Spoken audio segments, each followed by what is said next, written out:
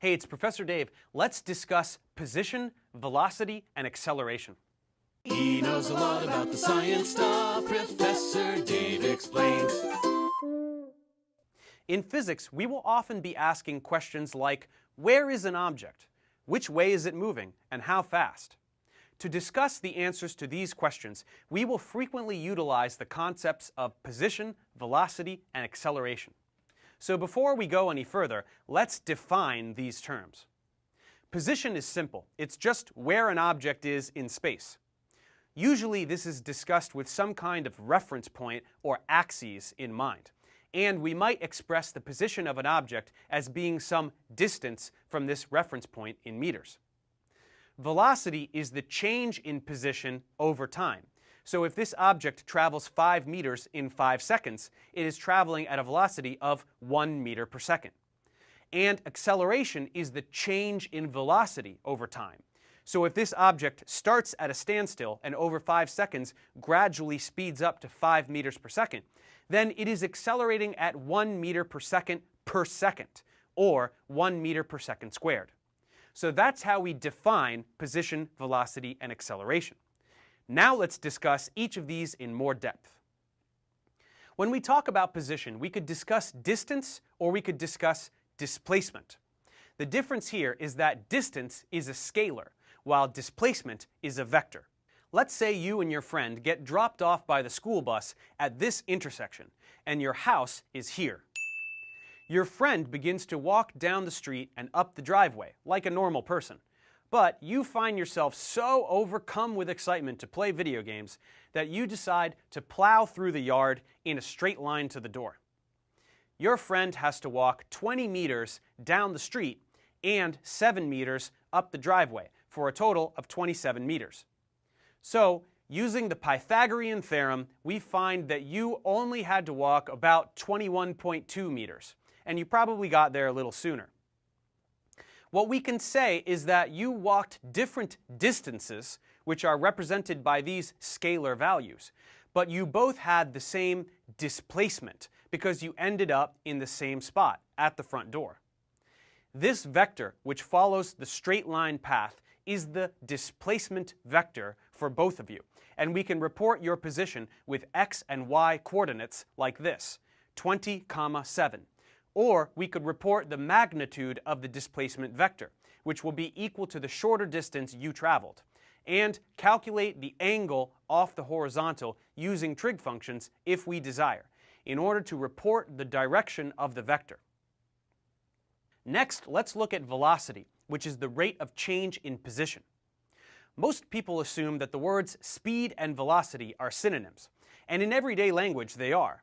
But the difference in physics is that speed is a scalar and velocity is a vector. If a group of kids are playing hide and seek and they all run away from the seeker in different directions, it is possible that they all run at the same speed because speed only has magnitude and no direction. So they could all run at a speed of 3 meters per second if they are quick little devils. But each kid would have a unique velocity vector that has a magnitude of 3, but also describes the direction of motion, most likely using the seeker standing still as the point of origin.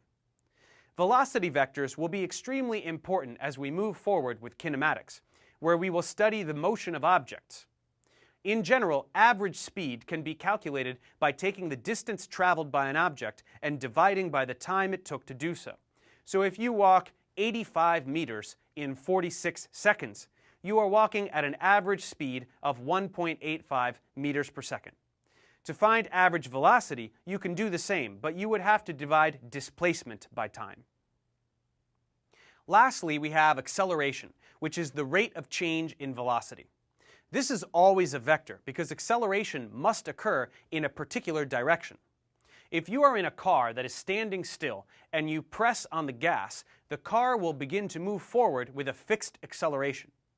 It might accelerate slowly, so the vector may be on the shorter side, but this constant acceleration will cause the velocity to increase at a fixed rate.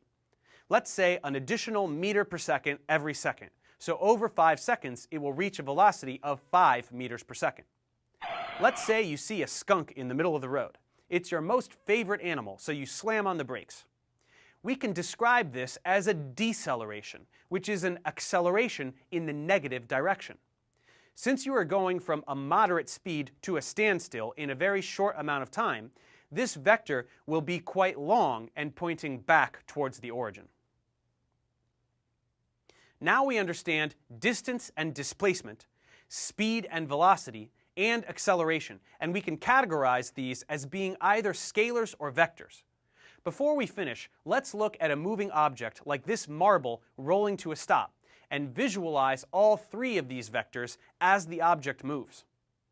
First, with displacement, this vector will just elongate as the marble rolls and will span the distance traveled. For velocity, the vector will point forward as the velocity is positive since it is moving in the forward direction, and the vector will move along with the marble, but it will decrease in magnitude as the marble slows down, until eventually disappearing when the marble comes to a rest, where it has zero velocity. And then for acceleration, the vector points in the negative direction, since velocity is decreasing or becoming smaller per unit time.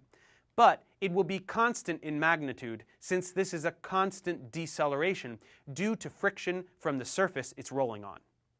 We can view all three of these at once, just to drive things home. Make sure you understand the magnitude and direction of each of these vectors at each moment in time. Let's check comprehension.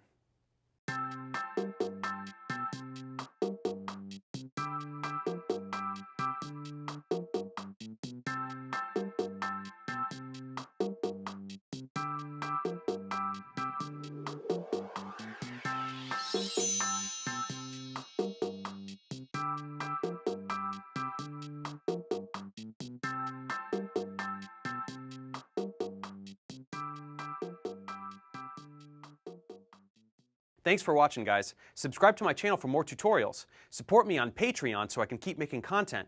And as always, feel free to email me, ProfessorDaveExplains@gmail.com.